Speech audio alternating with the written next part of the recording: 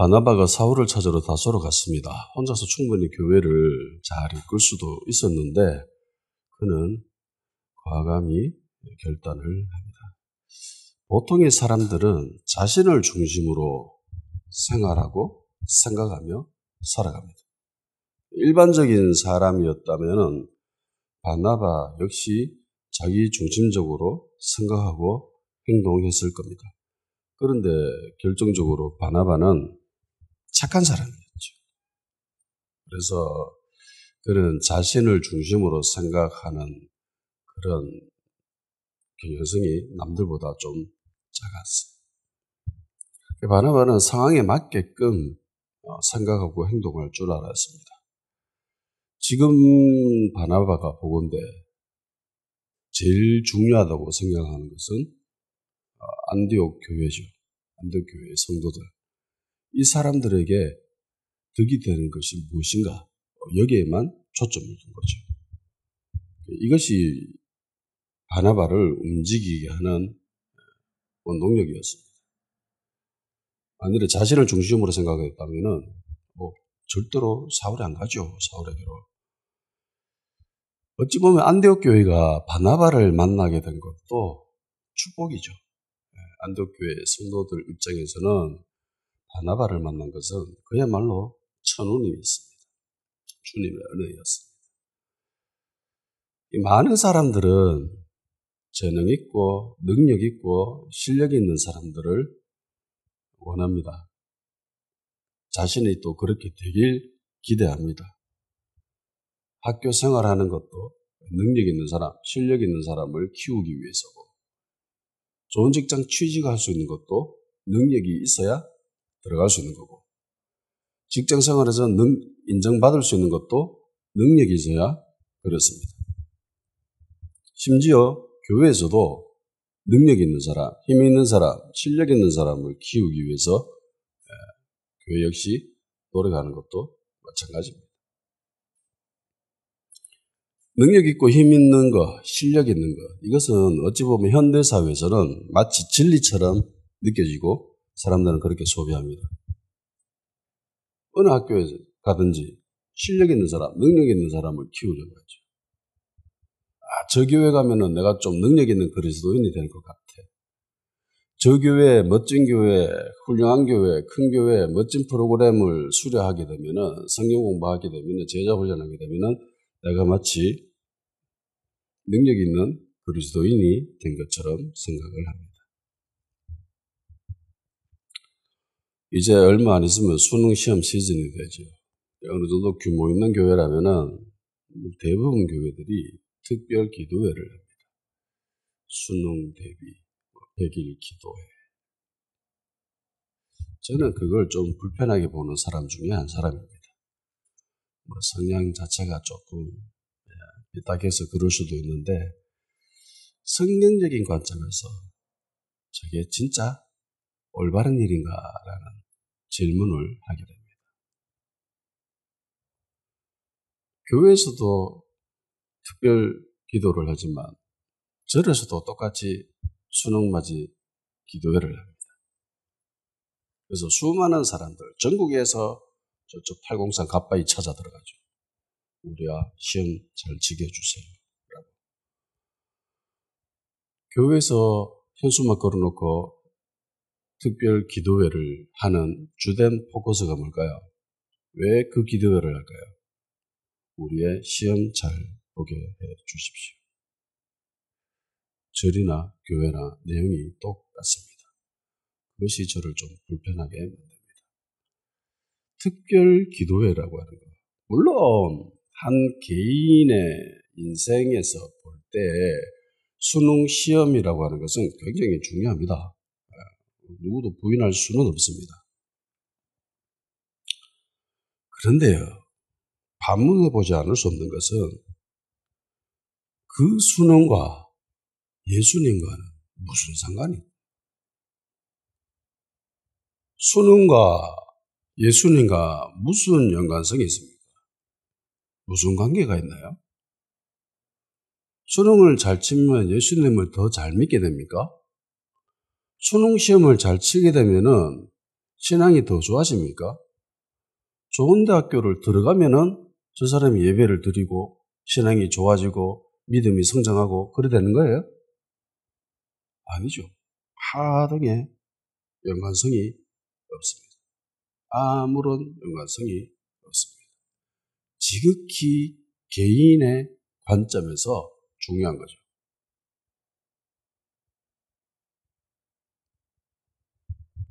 반면에 예수님 그 자체, 하나님 그 자체, 하나님 나라에 대한 그 중요도, 완전한 그 문제에만 집중되어져서 특별 기도회를 하는 적이 과연 몇 번 있을까라는 거죠. 거기에 그만큼 관심을 가지는가, 그만큼 에너지를 쓰는가에 대해서는 질문해 보지 않을 수가 없습니다. 학교는 재능 있고 실력 있는 사람을 키우게 존재합니다. 그건 맞아요.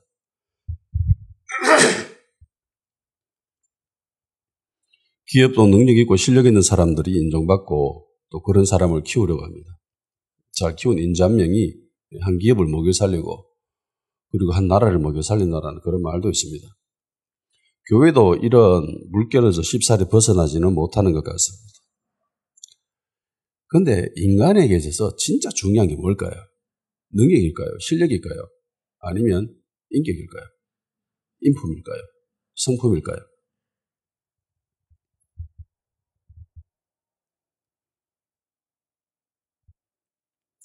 요즘 많은 연예인들이 잘 나가다가 나락으로 빠집니다. 정말 실력 있고 능력 있고 그런 사람이었지만 인격이 엉망이죠. 성품이 엉망입니다. 그래서 한순간 나락으로 떨어집니다.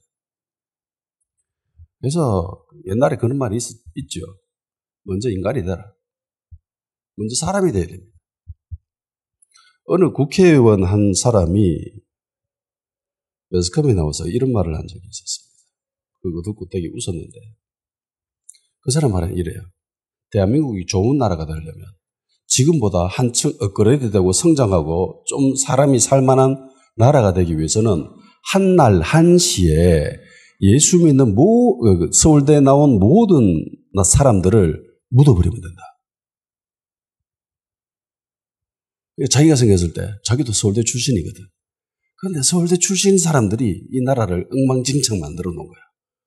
그래서 한날 한시에 서울대 나온 모든 사람들 잡아서 땅에 묻어버리면 대한민국은 훨씬 좋은 나라가 된다라고 그렇게 이야기를 하더라고요. 꽤 설득력이 있었습니다.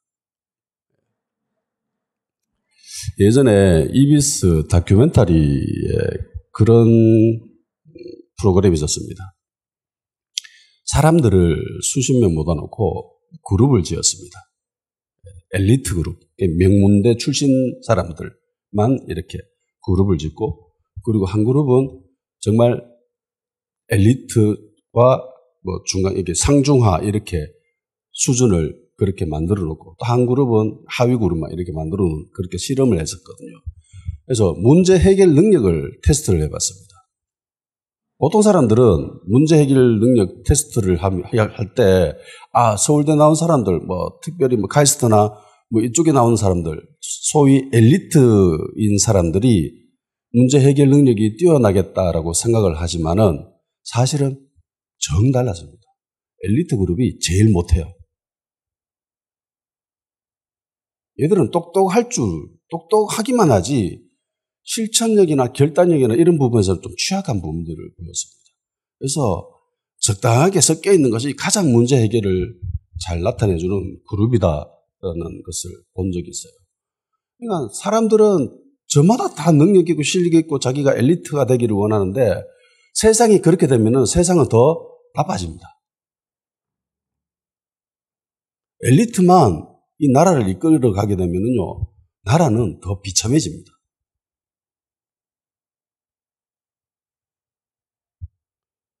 안디옥 교회가 능력 있고 실력 있는 목회자가 왔으면 좋을 거라고 사람들은 생각하지만은 실상은 능력 있고 실력 있는 목회자가 온 것이 아니죠. 인품 좋은 사람이었습니다. 인격이 정말 좋은 바나바가 이 안디옥 교회에 부임한 것은 진짜 이 교회에서는 축복인 거죠. 바나바 혼자 충분히 잘 살아가고 있었습니다. 지난 시간에도 봤듯이. 잘 되고 있었고, 성장하고 있었고, 더 많은 사람들이 몰려들었었고, 잘 되고 있었습니다. 그런데 바나바는 이 교회는 내 혼자 단독으로 목회하는 것이 아니라 공동으로 목회해야 된다. 팀 사역해야 된다고. 팀 목회해야 된다고. 그렇게 결정을 하고 사울을 찾으러 갔습니다.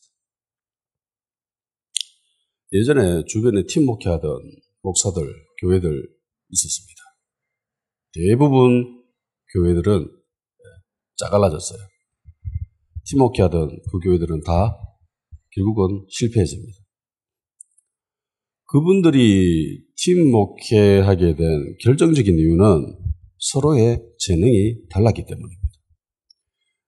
이 목사가 능력 있는 분야는 찬양이었습니다. 그래서 나는 찬양 전문으로 할 테니까 당신은 성도를 가르치는데 전념하고 당신은 전도에 능력이 있으니까 전도에 집중하고 이러면서 사람들마다 이게 다 다르거든요. 목사들마다 다 기름 부음이 조금씩 다릅니다. 흔히 오중사역이라고 하는데. 그래서 자기가 능력을 보이는 곳, 그런 분야에 집중하면 더 효과적이지 않겠나라는 생각에 그렇게 팀 목회를 한 거예요. 처음에는 잘 됐지요. 근데 나중에는 다 실패했습니다. 왜 실패했는가? 바나바 같은 목회자가 없었기 때문에. 사람들은 생각하죠. 이렇게 되면 윈윈하겠다. 서로서로 잘하는 분야에 능력 있는 사람을 배치했으니까 탁월한 실력을 보이면 그러면 교회가 성장하고 발전하고 그래야 되지 않겠나라고 생각을 하는데 실상은 팀 목회에서 재능보다는 인격이 더 중요합니다. 인격이 되어야 돼요. 인품이 되어야 돼요. 그래야 성공할 수 있습니다. 성공하려면 제일 중요한 것은 착해야 됩니다. 바나바처럼. 그래서 바나바 같은 인품이 있는 사람이 그 팀 목회하는데 절반이 있어야 돼요. 그러지 않으면 팀 목회는 실패합니다. 보세요. 당시 바나바는 초대교회의 핵심적인 인물입니다. 이미 사도행전 4장에 그 이름이 언급되고 있죠. 원래 이름은 요셉입니다. 요셉. 근데 성경은 요셉이라고 안 부르죠. 바나바라고 부릅니다. 바나바는 뜻이 뭔가? 위로의 아들, 권위의 아들 이런 의미를 가지고 있어요. 그러니까 모든 초대교회, 예루살렘 교회가 바나바를 보고 특별히 인정해 준 거예요. 쟤는 위로의 아들이다.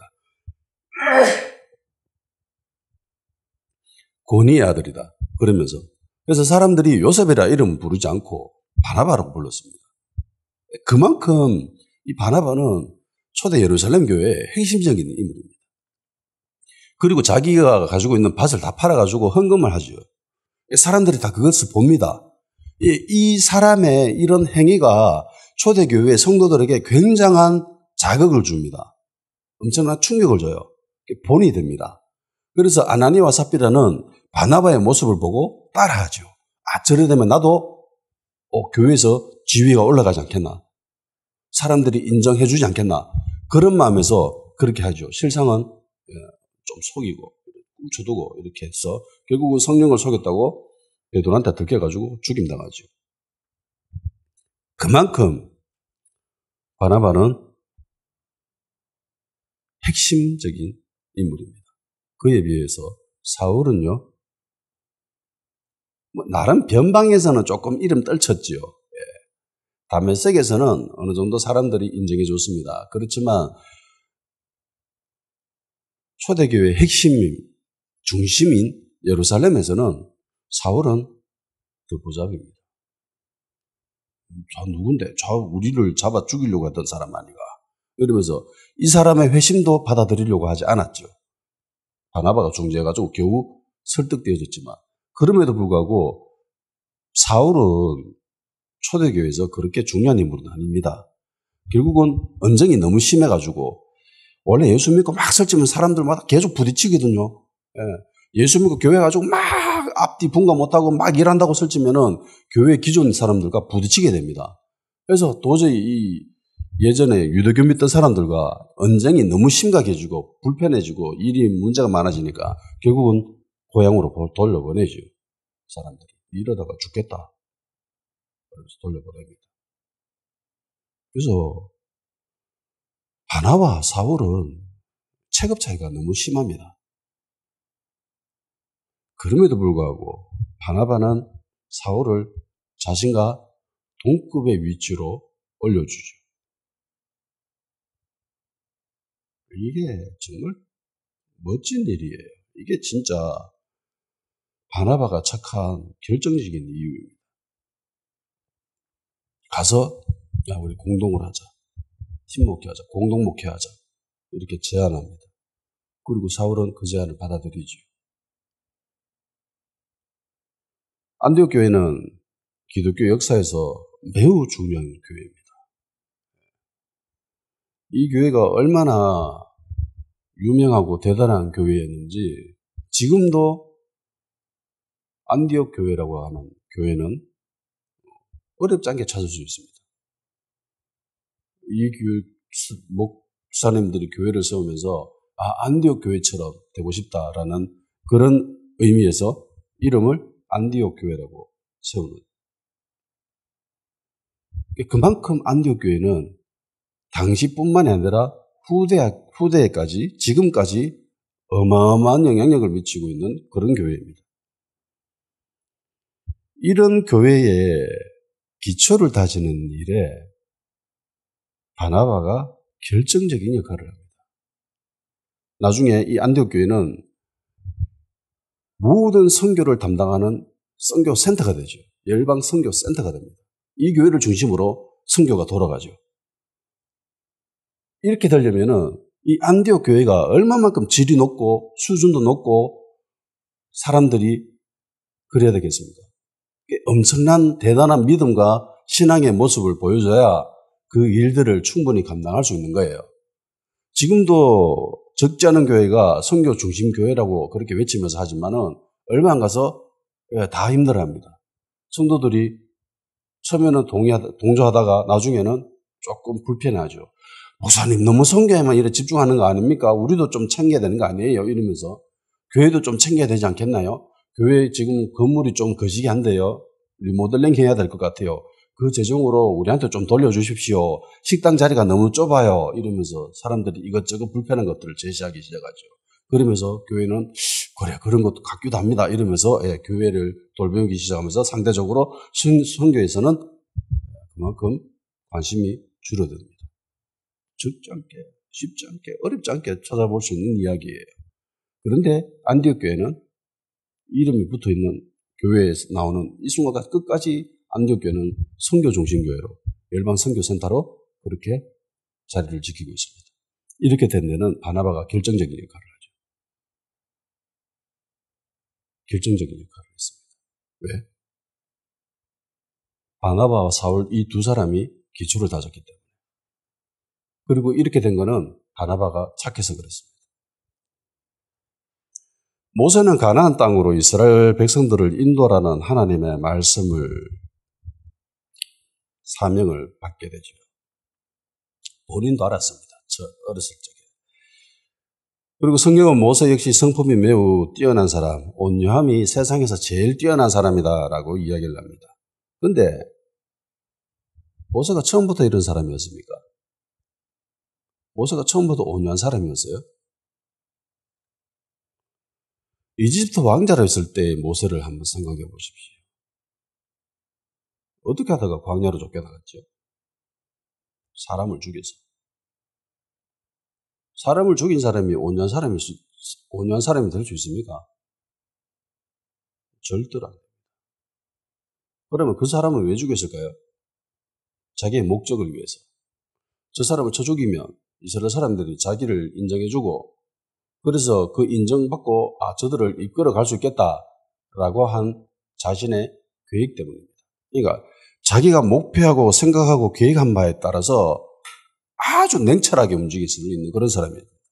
진짜 칼처럼 냉철한 날카로운 그런 사람이었어요. 온유하고는 완전 거리가 멀죠. 그러면 나중에 성경은 모세가 세상에서 제일 온유한 사람이다 라고 이야기하는데 어떻게 이렇게 됐을까요? 이집트 왕자로 했을 때 이렇게 됐습니까? 아니죠. 이집트 왕자로 했을 때는 모세는 능력을 키웠습니다. 그 능력과 실력이면은 이스라엘 백성들을 이끌어올 수 있겠다라고 생각을 했어요. 그런데 그게 됐습니까? 아니죠. 실패했습니다. 결국은 광야에서 40년 동안 살면서 온유해진 거예요. 하나님이 실력 있는, 능력 있는 모세는 사용하지 않습니다. 그런데 온유한 모세는 사용합니다. 하나님이 모든 능력의 근원입니다. 아멘? 하나님이 우리의 모든 힘의 원천이세요. 하나님은 온유한 모세를 사용하셨습니다. 그럼에도 불구하고 가끔씩 그 예전 성질이 사라지지 않고 불쑥불쑥 튀어나오죠.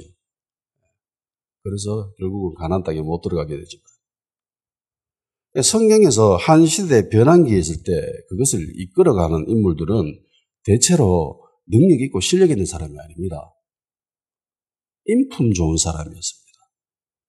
인성이 뛰어난 사람이었습니다. 인격이 좋은 사람이었어요. 바나바가 아니었으면 바울은 없지요.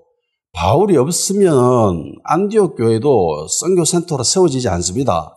바울 역시 선교하러 그렇게 돌아다닐 수가 없습니다. 그러니까 안디옥 교회를 기점으로 교회는 완전히 달라져요. 이 방향성이 완전히 달라집니다. 성격이 완전히 달라져요. 유대인들만의 교회에서 이방인들의 교회로 바뀌게 되잖아요. 그 전까지는 그냥 유대교회 한 분파로 지냈습니다. 그런데 안디옥 교회를 기점으로 이제는 유대교가 아니라 기독교가 된 거예요. 왜냐하면 사람들이 유대교를 믿는 사람과 예수를 믿는 사람을 구분지었기 때문입니다. 그리스도인. 안디옥에만 해도 당시에 수만 명의 유대인들이 살고 있었습니다. 그런데 사람들이, 이방인들이, 불신자들이 유대교와 예수 믿는 사람들을 구분하기 시작했다라는 거예요. 그 전까지는 그냥 유대교의 한 분파로 지냈습니다. 회당에서 예배드리고 가르치고 예수님 전하고. 그런데 완전히 달라지게 된 거죠. 성격이 완전히 달라집니다. 이것을 이끌어간 사람은 바나바입니다. 그 기초를 다진 사람. 인품이 뛰어나야 돼요. 인성이 좋아야 됩니다. 특히 현대교회는 현대사회일수록 사람의 인품과 인성이 더 중요시되는 그런 시대에 살고 있습니다. 이전까지 안디옥 교회는 수적으로 어마어마하게 성장하고 있었죠. 사람들이 너무 많이 몰려들었다라는 소리에 예루살렘 교회는 바나바를 파송했습니다. 그런데 바나바가 파송받아서 왔는데 바나바 때문에 사람들이 또 더 몰려들게 됐습니다. 그러면 좋은 거잖아요. 멋진 거잖아요. 그런데 바나바는 사울을 데리고 옵니다. 왜? 바나바의 관심은 교회의 숫자가 아니었습니다. 교회 성도들의 머릿수가 아니었어요. 바나바의 관심은 저 사람들의 신앙의 수준이었습니다. 믿음의 성장이었습니다. 여기에 관심이 있었습니다. 그러니까 바나바가 기대하고 있는 교회의 올바른 모습은 성도들의 신앙이 자라는 거죠. 이 부분을 자신과 함께 탁월하게 이끌어갈 수 있는 사람은 사울밖에 없다. 그런 판단을 하고 예루살렘 교회와는 상의도 하지 않고 결정적으로 자기가 그냥 단독으로 결정해서 일을 진행합니다.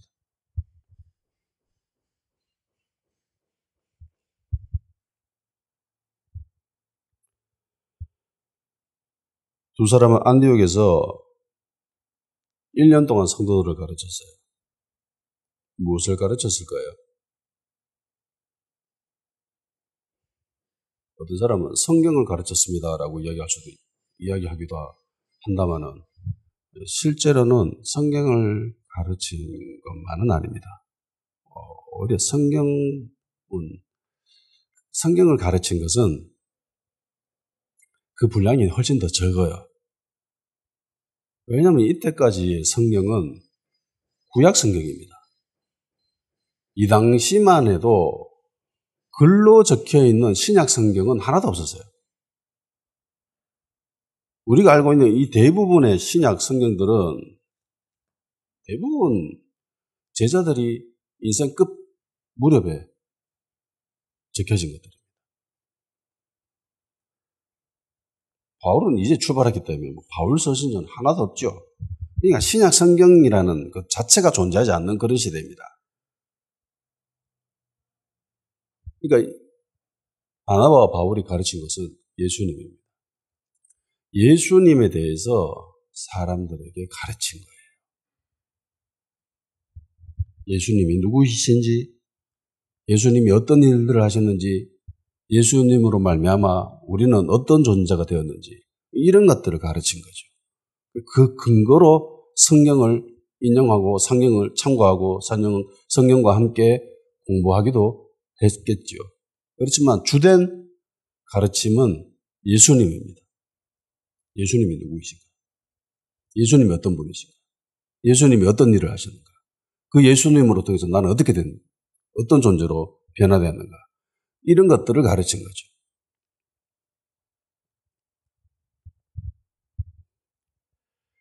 안디옥 교회 성도들은 특별히 유대교하고는 별 상관이 없는 이방인들입니다. 그들이 대다수시죠. 근데 이들은 성경적인 배경 지식도 별로 없는 사람들이에요. 그래서 이 두 사람은 이들에게 성경적인 기본적인 틀, 하나님 나라의 기본적인 골격, 그런 것들은 가르칠 필요가 있었겠죠. 그렇다 하더라도 제일 많은 분량을 차지한 것은 예수님입니다. 예수님에 대해서 가르친 거죠. 당시에 로마 황제의 군인들, 황제를 시저라고 하죠. 로마 시저의 군대를 사람들은 시저인이라고 불렀답니다. 그리고 폼페이 출신의 군인들을 폼페이인이라고 이야기를 했답니다. 그리고 안디옥 교회에 예수 믿는 사람들을 향해서 사람들은 그리스도인이라고 불렀습니다.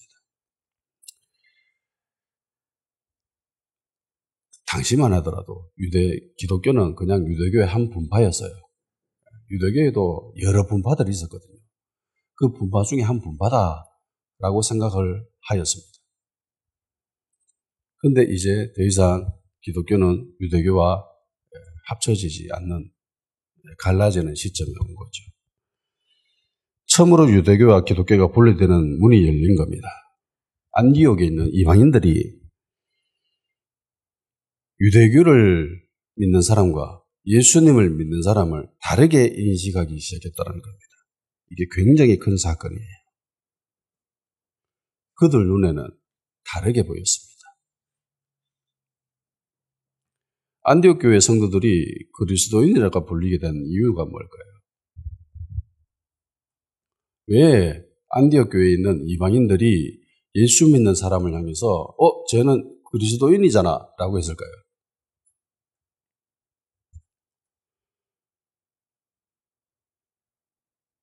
단순하게 생각하면 달라 보였었죠. 일반적인 사람들하고는 우리하고는 좀 다른데 라는 생각을 하게 된 겁니다. 그럼 왜 뭐가 달랐을까? 답은 예수님은 닮았기 때문입니다. 예수님은 닮았기 때문에 달라 보인 거예요. 일반적인 세상 사람들하고는 달랐습니다. 인종이 다르게 보이듯이 달리 보였습니다. 하는 말이 달라요. 하는 행동이 달라요. 이전과 같은 사람이었는데 분명히 내가 아는 쟤는 저런 애가 아닌데 예수님 믿고부터는 애가 이상하게 된 거야. 하는 말도 달라. 하는 행동도 달라. 그래서 야, 너 자 왜 저래 됐지라고 물어보면은 주변 사람들이 쟤 예수 믿고부터 아가 달라졌다 라고 이야기하는 거예요. 그래서 그럼 쟤는 그리스도인이네 라고 된 거예요. 그러니까 예수 믿기 전과 예수 믿고 난 뒤의 삶의 모습이 완전히 달랐다라는 겁니다. 예수 믿기 전의 삶은 어떤 삶이죠? 세상에 속한 사람들의 삶이죠. 자신을 위한 삶입니다. 내 자신을 어떻게 하면 더 행복하고 편안하고 성공한 삶을 살아갈 수 있을까? 여기에 전체 관심을 가지고 있는 거죠. 그러면 그리스도인들은 어떤가? 자기가 어떻게 되는 것은 별 관심이 없는 사람들입니다. 예수님을 위해서 어떻게 할까? 예수님을 위해서 나는 어떻게 살아야 되는가? 여기에만 관심 있는 사람들이 그리스도인이라는 거죠. 이게 너무 달라 보이는 거죠. 보세요. 예수님을 믿는 것은 마음으로 믿는 겁니다. 그리고 1년 동안 바나바와 바울로부터 성경 공부를 하죠. 예수님에 대해서 가르침을 받습니다. 이 가르침 받는 거, 이런 거는 머리가 하는 일이죠. 둘 다 안 보이는 겁니다. 그런데 결정적으로 행동이 달라요. 말이 달라요. 대체로 교회의 분위기는 목사를 닮아가기 마련입니다. 그 교회 담임하고 있는 목사님이 선교 많이 하는 교회면 그 교회 전체 성도의 분위기는 선교하는 분위기로 잡힙니다. 교회 목사님이 성경 가르치는 거 여기에 관심 있는 분이라면 그 교회 전체 분위기는 성경을 공부하는데 거기에 분위기가 맞춰져요. 목사님이 기도를 많이 하는 그런 교회라면 그 교회 분위기 역시 기도를 많이 하는 그런 분위기가 자리 잡습니다. 근데 안디옥 교회는요, 담임이 착했습니다. 그럼 성도들 역시 착할 수밖에 없죠.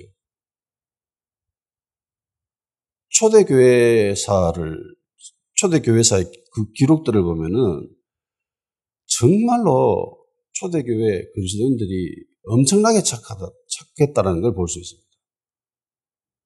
불신자들이 그 당시만 해도 전도 프로그램이 있어요? 아니면 전도지가 있어요? 뭐가 있습니까? 아무것도 없습니다. 예수님을 믿으라는 그런 말 한마디, 복음 전하는 거, 그게 답니다. 근데 그 사람들에게 그렇게 설득력 있게 느껴집니까? 요즘도 그렇게 안 느껴지는데, 성경에도 대놓고 복음을 어리석은 거라고 이야기하잖아요. 세상 사람들이 생각할 때, 이 당시 사람들은 다 헬라 지식, 배경, 그런 철학을 가지고 있는 사람들인데, 이 사람들 입장에서 봤을 때 복음은 정말 무식하고 어리석은 거거든. 근데 이걸 받아들인다는 건 그건 쉽지 않은 일이에요. 그럼 이 사람들이 왜 이렇게 변화됐을까? 왜 예수님을 믿으려고 결정을 했을까? 초대교회사 그 기록들을 보면은요, 그리스도인들의 그 착한 모습 때문에 이들이 감동을 받아가지고, 와, 나도 저렇게 되고 싶다. 그래서 예수님을 믿게 됐대요. 그러니까 초대교회에 있는 초대교회 성도들은 정말로 착했습니다. 우리가 상상할 수 있는 그 이상으로 착했어요. 그래서 사람들이 그 착한 모습 때문에, 와, 저 사람 대단하다. 그러면서 자들은 그리스도인이야. 그중에 일부는 나도 저렇게 되고 싶다. 그래서 예수님 믿기로 결단한 사람들이 대다수입니다. 예수 믿으세요. 그러면 복 받습니다. 예수 믿으세요. 그러면 천국 갑니다. 이것 때문에 예수 믿으려고 한 것이 아니라 예수 믿는 성도들의 세상의 빛과 소금된 모습 때문에 감동된 거예요. 그래서 예수님 믿기로 한 거예요. 교회가 세워진 거예요. 이게 하나님께 영광이 되는 거죠. 예수님이 이미 말씀하셨잖아요. 너희들은 세상에서 소금과 빛이다. 마태복음 5장 13절에서 16절 너희는 세상의 소금이니 소금이 만에 그 맛을 잃으면 무엇으로 짜게 하리요. 후에는 아무 쓸데없이 다만 밖에 버려서 사람들에게 밟힐 뿐이니라. 너희는 세상의 빛이라 산 위에 있는 동네가 숨겨지지 못할 것이요 사람이 등불을 켜서 말 아래에 두지 아니하고 등경 위에 두나니 이름으로 집안 모든 사람에게 비치느니라. 이같이 너희 빛이 사람 앞에 비치게 하여 그들로 너희 착한 행실을 보고 하늘에 계신 너희 아버지께 영광을 돌리게 하라. 실제로 초대교회 성도들은 이렇게 했습니다. 안디옥 교회 성도들도 이렇게 했습니다. 보니까 예수님 닮았거든. 예수님 안 닮을 수가 없지요. 예수님을 잘 아니까. 예수님을 좋아하니까. 예수님에 대해서 좋아하고 예수님에 대해서 잘 알면 닮아요. 예수님이 좋아서 믿기로 했지요. 예수님은 더 알고 싶어서 가르침을 받았지요. 그러면 예수님을 닮아요. 현대교회 성도들은요, 예수님이 좋아서 예수님을 믿습니까? 자기가 성공하고 싶어서, 자기가 잘 되고 싶어서, 자기가 복 받고 싶어서 예수님을 좋아할까요? 그러니까 예수님을 좋아서 따라다니는 제자들과 예수님 손에 들린 그 빵, 물고기, 그게 좋아서 쫓아다니는 무리하고는 다르죠? 다릅니다.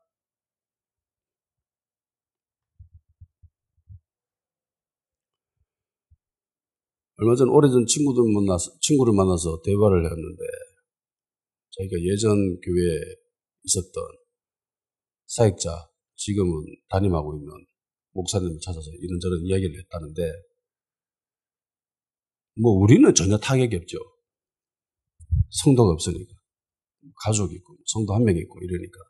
우리는 아무런 타격이 없지만은 코로나 때 교회들이 엄청난 타격을 입었답니다. 코로나가 끝났는데 회복이 안 된답니다. 3분의 1은 교회를 안 나오고 있대요. 3분의 1이에요. 이거 어마어마한 숫자입니다. 그런데 이걸 냉정하게 볼까요? 그들이 예수님 때문에 교회에 온 거예요? 아니면 예수님 손에 들려진 그 빵, 고기, 그것 때문에 온 거예요? 예수님이 좋아서 교회에 온 건 아니에요. 예수님을 사랑해서 교회에 오고 예배드리고 한 게 아니었습니다. 그냥 예수님 믿으면 복 받는다 해가지고, 잘 된다 해가지고, 병 낫는다 해가지고, 돈 많이 번다 해가지고, 그리 교회 왔는데, 안 다녀도 별 타격이 없어요. 아무런 타격이 없어요. 그러면 교회 올 필요가 있나요, 없나요? 논리적으로. 필요 없죠. 그렇다고 교회에 있는 모든 사람들이 다 그리스도인인 것만은 아닙니다. 그냥 문화 때문에, 관습 때문에, 습관 때문에 그래 교회에 오는 사람들도 많습니다. 자기가 태어나가지고 살아오면서 모든 연결되어 있는 사람들이 교회 다니는 사람이다. 그러면 교회 갈 수밖에 없는 거죠. 그렇다고 그가 진짜 예수님 믿는 사람인가? 그거는 따로 질문해 봐야 됩니다.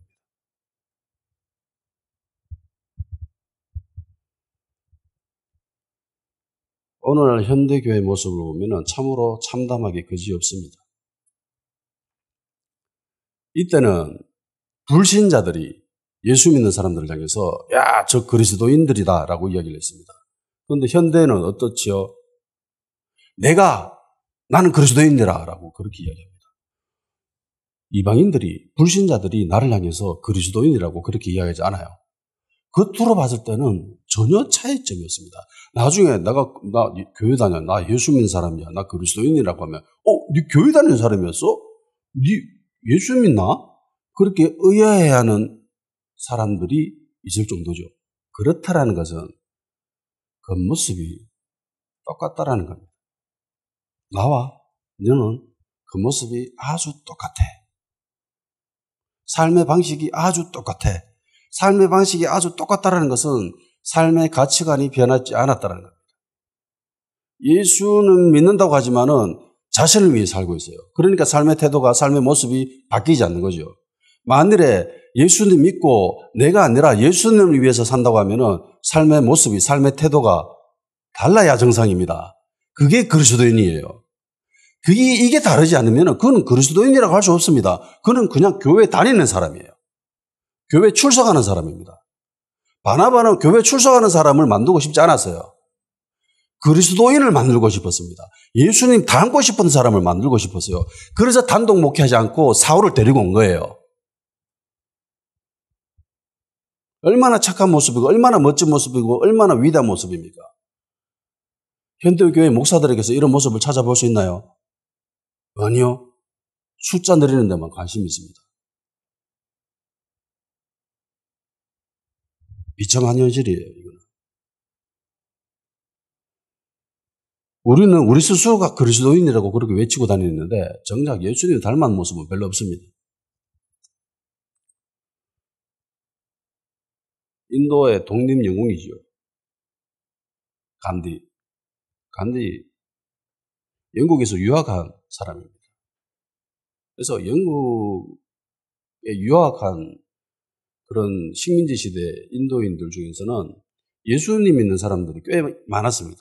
기독교인들이 꽤 있었어요. 그런데 간디는 기독교인이 아니라 힌두교인입니다. 뼛속까지 힌두인입니다. 그가 이런 말을 했습니다. 나는 예수님을 존경합니다. 그렇지만 그리스도인은 존경하지 않습니다. 라고 했답니다. 그 이유가 뭐냐면은 그들은 예수님을 믿는다고 하면서 그리스도를 닮으려 하는 것은 그리스도를 닮으려고는 하지 않습니다. 그것이 나에게는 정말 이상하게 보이고 그것이 내가 그들을 존경하지 않는 이유입니다. 간디 눈에 그리스도와 그리스도를 믿는 사람들이 갭 차이가 너무 커요. 그리고 그리스도인이 그리스도를 닮아가려고 하는 모습이 전혀 없습니다. 그래서 저거는 가짜다라고 인정한 거죠. 그래서 그냥 힌두교인으로 그냥 평생 산 거예요. 참으로 공감되는 말입니다. 우리들은 주님을 믿는다고 하면서 교회는 다니지만 정작 삶 속에서 예수님을 닮은 모습은 별로 찾아볼 수가 없습니다. 예전에 한때 교회에서 유명했던 책이 있어요. 책 제목이 이래요. 예수님이라면 어떻게 했을까? 책 제목이 그래요. 예수님이라면 어떻게 했을까? 그냥 핵심 줄거리가 이거예요. 예수님이라면 어떻게 했을까? 교회에 다니는 한 사람이 질문을 하게 되죠. 예수님이라면 이런 상황에서 어떻게 했을까? 라는 것을 교회 성도들에게 이야기를 합니다. 그래서 성도들이 그걸 적용시켜 가는 거죠. 달랐다는 겁니다. 평상시 내가 생각하고 내가 말하고 내가 하는 행동과 이 사건을 딱 경험했을 때에 예수님이라면 어떻게 했지라는 질문을 먼저 하고 그 질문에 맞는 답을 찾아가는 모습이 완전 달랐다는 거예요. 그래서 사업 망하는 사람도 있고 안 되는 사람들도 있고 그래도 예수님이라면 어떻게 했을까라는 그 질문에 맞게끔 생각하고 행동하고 그렇게 노력했다는 겁니다. 그러니까 삶의 모습이 완전히 바뀌었다는 거예요. 교회도 완전히 달라지게 됐다는 겁니다. 분명히 달라요. 이 질문을 하게 되면은 분명히 이전까지 내가 살아오던 모습과는 다른 모습을 보일 수밖에 없습니다. 그렇게 하지 못하는 것이 연약한 인간의 모습이기도 하지만은 죄의 유혹에 넘어가는 우리 연약한 모습이기도 하지만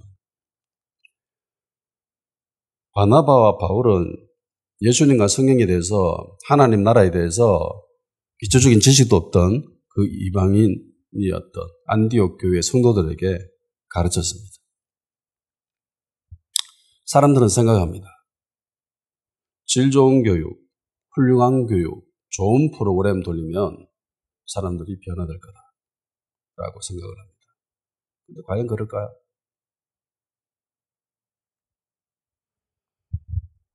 바나바와 바울로부터 교육을 받았기 때문에 정말 수준이 높았지 않겠나라는 생각을 할 수도 있습니다. 그런데 그 질로 따지면 현대교회하고는 비교도 안 됩니다. 이 당시에 성경 없지요? 신약 성경 아예 없습니다. 그리고 생각해 보세요. 바나바와 바울은 예수님의 제자입니까? 아닙니까? 아니에요.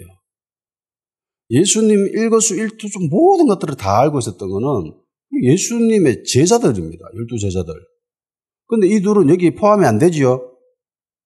그러니까 제일 좋은 퀄리티를 따지려면 그냥 예루살렘에 가가지고 베드로한테 배우는 게 그게 제일 좋은 거지요. 그리고 성경도 없지요. 그리고 교리도 없지요. 신학적인 체계도 없습니다. 그렇다고 신앙 서적이 있습니까?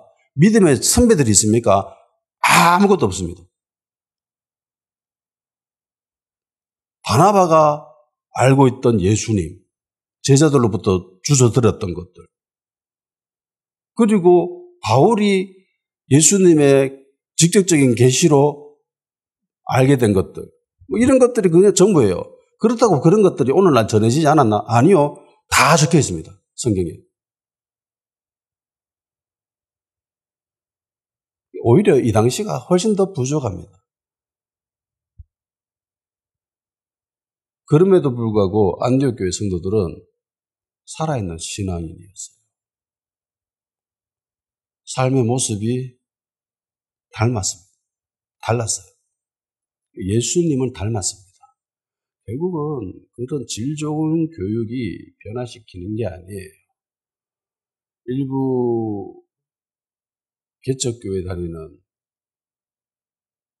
사람들은 자녀의 신앙적인 부분 때문에 대형교회, 훌륭한 프로그램을 가지고 있는 그런 교회로 옮기는 사람들도 적잖이 있다고 합니다.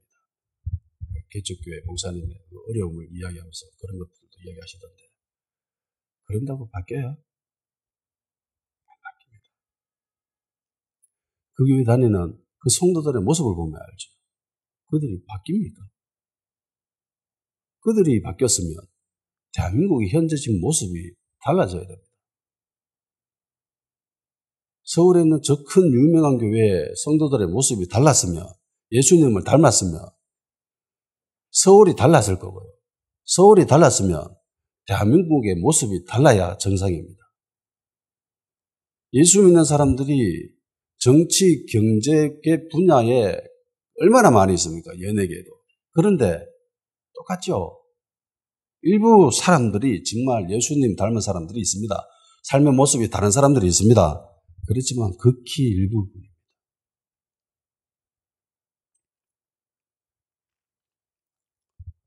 안디옥 교회 성도들은 세상에서 출세하고 명예를 얻고 성공하고 잘 먹고 잘 살라는 그런 데 관심이 없었습니다.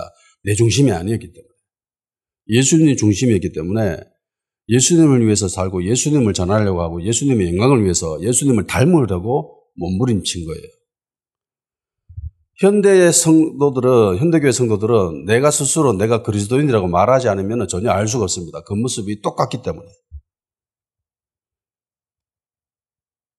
그런데 안디옥 교회 성도들은 달랐습니다.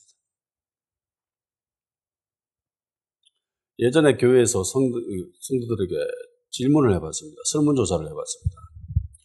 자신이 그리스도인이라고 생각하는 사람 손 들어보세요 라고 질문하면 대부분 성도들이 손을 듭니다. 아직 회심하지 않은 사람들은 안 들고 대부분 예수님 믿는 사람이라면 내가 그리스도인이죠 라고 손을 들어요. 그래서 다 질문했습니다. 그러면 당신의 제자라고 생각하는 사람은 손 들어보십시오 라고 하면 얼마 안 들어요? 왜 3분의 1 정도? 3분의 1도 잘 안 들어요. 내가 그리스도인은 맞지만은 제자라고 하기에는 조금 부담감이 있는 거죠. 제자라는 단어가 주는 그 뉘앙스가, 그 부담감이 상당합니다.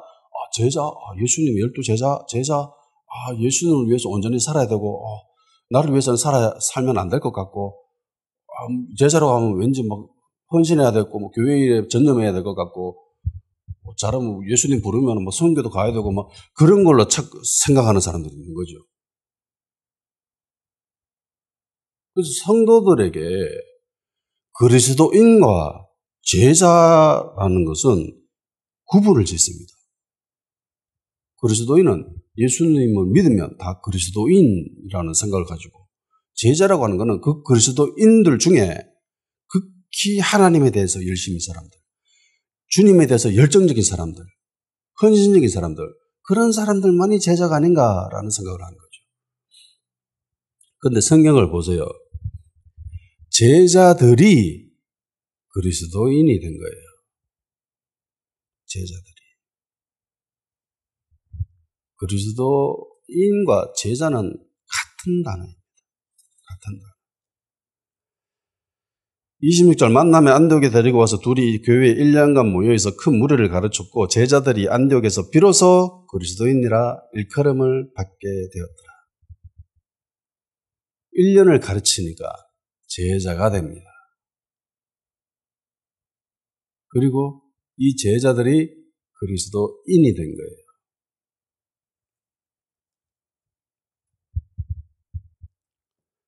같은 의미입니다.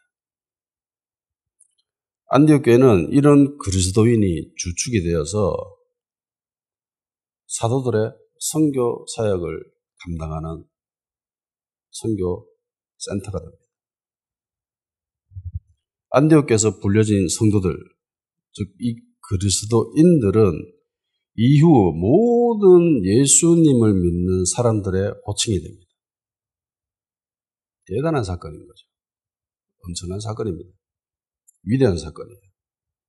근데 이들이 예수님의 모습을 닮아서 사람들이 볼 때, 자들은 뭐가 달라.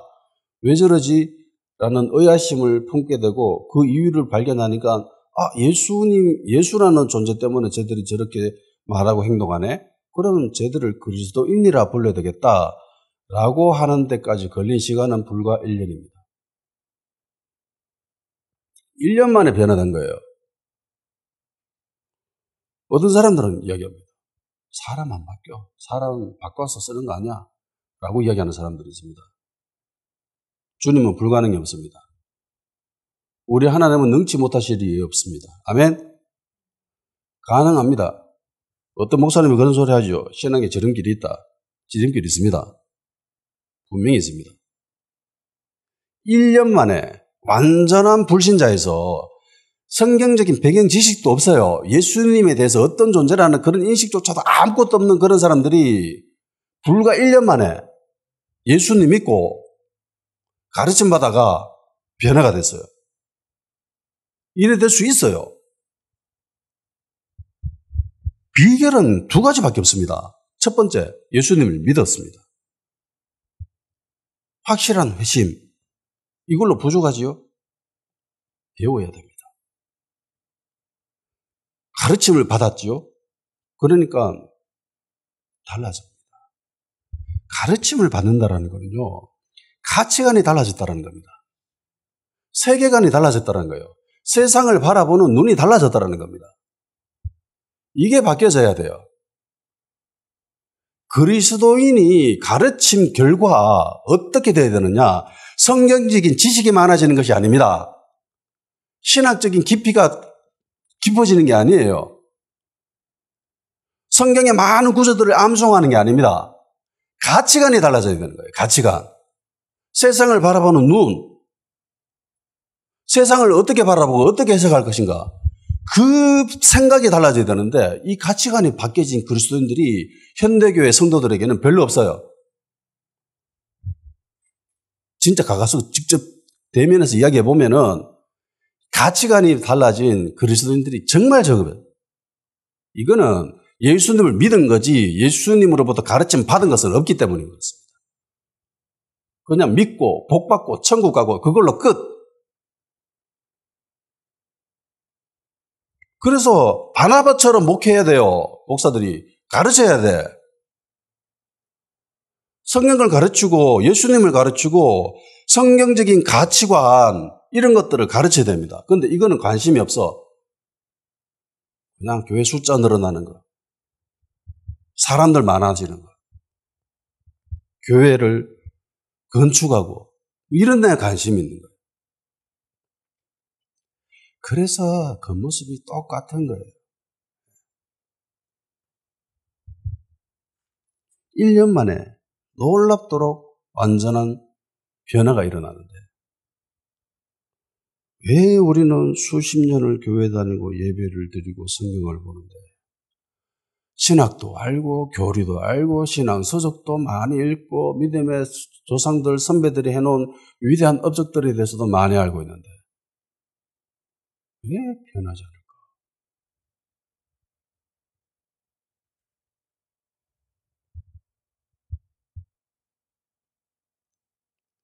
삶의 태도가 내 중심에서, 자기 중심에서 하나님 중심으로 변화돼야 됩니다. 복음 전할 때 제일 먼저 이야기하는 건데 이게 안 되는 거죠. 그래서 살아가면서 계속 죄 때문에 계속 자기 중심으로 살아갑니다. 내 중심으로 살아가요.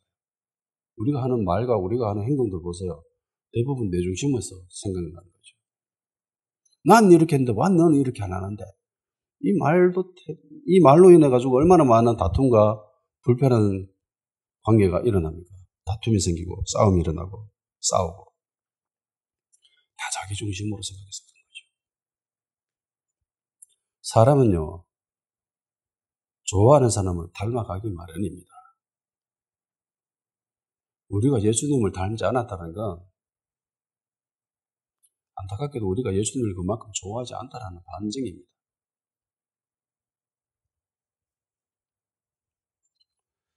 기도하는 시간 가지도록 합시다. 착한 그릇이 든이 되게 해주십시오. 나의 속사람이 변화되듯이 나의 그 사람도 예수님의 형상을 닮아갈 수 있게 하여 주시옵소서. 이 땅에 있는 모든 교회와 성도들을 축복하면서 주님